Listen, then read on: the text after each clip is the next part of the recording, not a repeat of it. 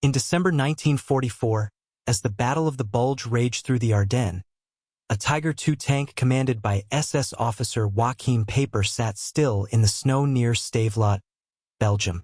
Its fuel gauge read empty. Just a few kilometers away lay the largest American fuel depot in Western Europe, holding over 2.2 million gallons of gasoline. Peiper could see it. He could smell the fuel, but he couldn't reach it.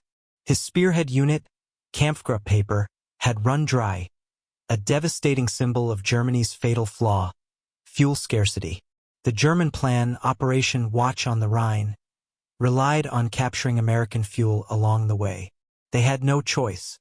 The entire offensive hinged on stolen petroleum. Germany simply didn't have enough. Their 6th Panzer Army began the campaign with only 3.17 million gallons available, barely enough for a few days of combat operations. In contrast, the Americans had so much fuel that they would later burn over 1 million gallons just to prevent it from falling into enemy hands. The contrast was staggering. In 1941, Germany produced about 5.7 million tons of oil, much of it synthetic. The United States, meanwhile, produced 180 million tons domestically and had access to another 300 million from its allies. The logistical gap was insurmountable. Even Hitler's promises of 5 million gallons of fuel for the offensive couldn't materialize. Transportation bottlenecks and Allied bombing left the German armored columns crippled before they began. While German tanks like the Tiger II and Panther were engineering marvels, their fuel consumption was catastrophic. A Tiger II could burn over 5 gallons per mile off-road. A full tank meant a range of just 60 miles, far short of the objectives. Panther battalions required 15,000 gallons to move 30 miles under fire. German planners knew from the start that their tanks would run out of fuel well before reaching Antwerp. Their solution: capture American supplies or fail. But the Americans had already perfected logistics. From August to November 1944, the Red Ball Express delivered over 12,000 tons of supplies daily to the front, using 6,000 trucks along a dedicated highway system.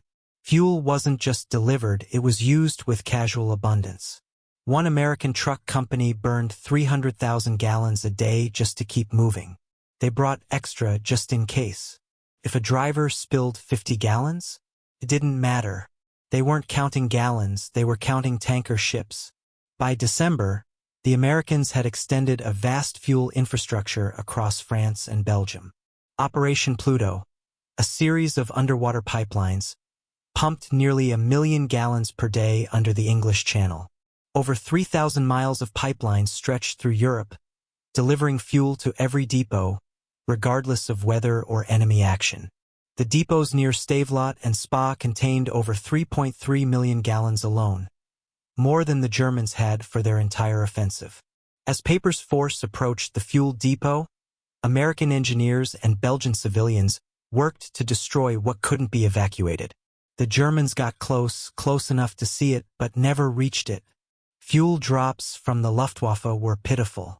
Only 10 out of 35 planes made it through, delivering just 1,100 gallons, enough for 10 tanks to drive 10 miles.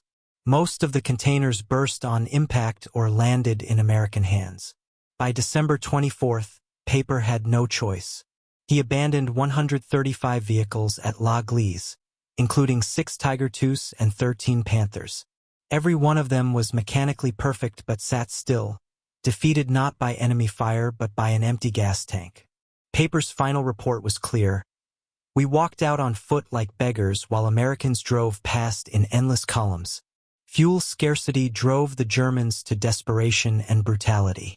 At Malmedy, Peiper's men murdered 84 American POWs.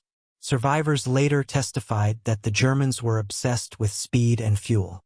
One said they were checking their watches constantly, arguing about fuel usage.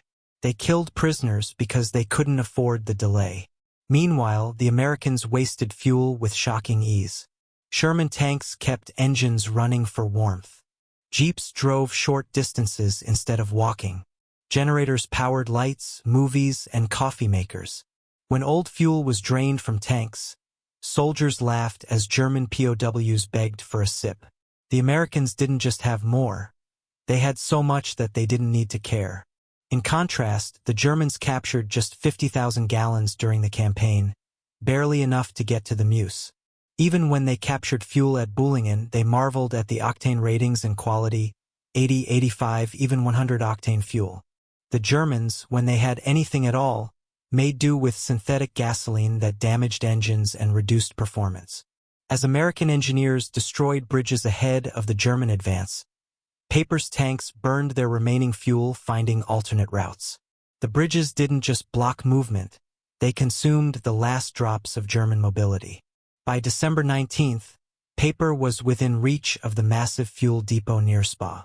But his vehicles were dead in the snow. The Americans had already evacuated or torched what remained. Even in besieged Bastogne, American forces never ran out of fuel. C-47 transports flew in 5,000 gallons of fuel in crash-resistant containers. German prisoners watched in disbelief as fuel literally fell from the sky. One said, "You fly gasoline?" They weren't angry, just broken. The Luftwaffe struggled to fuel its last aircraft, while the Americans burned thousands of gallons just delivering more. When Patton's Third Army pivoted 100 miles in freezing weather to relieve Bastogne, it burned 800,000 gallons in 3 days. Eisenhower's staff didn't blink. They had 2 million in reserve and another million arriving daily. For the Germans, that amount would have powered their entire offensive. For the Americans, it was business as usual. By the end of December, German units sat immobilized. 2nd Panzer Division had advanced 60 miles on fuel meant for 30. Panthers and Tigers were abandoned in fields not from damage, but because they were empty. U.S. fuel lines advanced behind the front, pumping 100,000 gallons daily into former German positions. American logistics didn't just support victory, they made it inevitable. The Allies consumed over 50 million gallons during the Battle of the Bulge, more than Germany had in total. When the battle ended, American fuel reserves were actually higher than when it began. The final symbol of defeat? King Tiger 332, abandoned near La Gleize, fully operational except for an empty tank. Captured German officers were stunned. One said, "Your smallest depot contains more fuel than my entire division." Another, shown American fuel records, simply responded, "Then why continue fighting? You've already won." The math didn't lie. America delivered 1.5 million gallons daily. Germany produced just 40,000. American bombers even burned 5.5 million gallons in a single mission to destroy German facilities that could barely make 50,000.